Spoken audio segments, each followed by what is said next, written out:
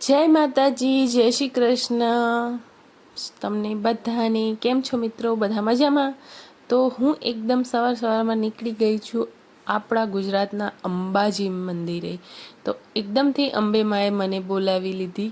નક્કી જ નહોતું રાતથી, કોઈ મતલબ નક્કી નહોતું, એકદમથી નીકળ્યા. મારા હસબન્ડને જવાનું હતું એમના ત્યાં. અહીંયા એક આ છે એ શિવધારા કરીને એક રિસોર્ટ છે, ત્યાં એમનું કામ હતું, ઓફિસનું કામ હતું. તો અમને કહે ચલો તમે પણ જઈએ, ત્યાંથી 1 કલાકનો જ રસ્તો છે, આપણે અંબે માના દર્શન કરતા આવશું. તો અમે રેડી થઈ ગયા. તો મારી બેબીની સ્કૂલ તો પછી ચલો રજા રાખી દીધી અને અમે ત્યાં રિસોર્ટમાં થોડા ફર્યા. માધવ થોડો એને અંદર ફાવતું નહોતું એટલે અમે બહાર જ ઊભા રહ્યા હતા. અને આ છે ત્યાંનું અંબાજી જવાનો આ રસ્તો છે. બહુ જ સરસ છે, પહાડો છે, વાદળાઓ છે, બહુ સારું છે જોવાનું.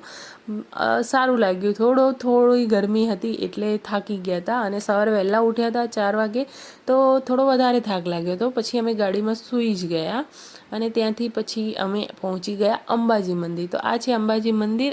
આ અંબાજી મંદિરનું બહારનું છે આ બધું, કારણ કે અંદર તો ફોન એલાઉડ જ નહોતો, તો અમને ફોન ત્યાં જમા કરી દીધો હતો, એટલે અંદરનું કોઈ હું તમને મતલબ દર્શન નહીં કરાવી શકી, સોરી. ત્યાંનું છે આ બધું. અને પછી અમે માર્કેટમાં ફર્યા અને પછી ત્યાંથી 3-4 વાગે અમે નીકળી ગયા.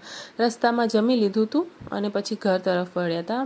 માધવને બહુ જ ગરમી થતી હતી તો એની બાંધી હતી ચોટી, અને અમારે હજુ તેને 5 વર્ષ સુધી રાખવાની છે બાબરી. એ અમારા ગુજરાતીમાં મતલબ હોય છે અમારામાં. તો પછી રાત થઈ ગઈ હતી અને અમે આવી ગયા ઘરે. તો કેવો લાગ્યો મારો વિડીયો જરૂરથી કોમેન્ટ કરજો, અને પસંદ આવે તો લાઈક કરજો અને મારી ચેનલને સબસ્ક્રાઈબ કરજો. જય મા અંબે, જય મા.